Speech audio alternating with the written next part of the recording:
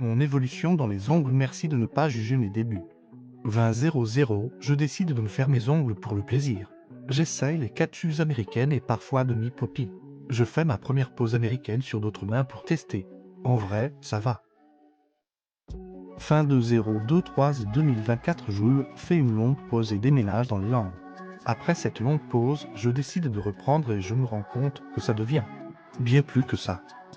2025, une fois elle est sur moi. Je me lance sur mon entourage, mes premières victimes, quoi, j'étais pas hyper fier du résultat. Cède les coups, c'est comment? Règle numéro 1, oublie tout ce que tu viens de voir. Petite évolution, mais faut pas s'emballer. On avance, faut juste pas regarder de trop près. Mi-juillet 2025, je n'ai pas eu trop l'occasion ni vraiment le temps de m'entraîner. Mais là, j'ai commencé à me dire qu'il fallait que j'investisse. Ça commençait doucement à ressembler à ce que j'avais en tête. J'ai commencé à aimer de plus en plus faire du naillard. J'y prends goût et je m'améliore. Je commence à être un petit peu fier, je me suis dit, là-haut il y a du progrès quand même. Mais 20-0-0, après des mois à m'entraîner dès que j'en avais l'occasion.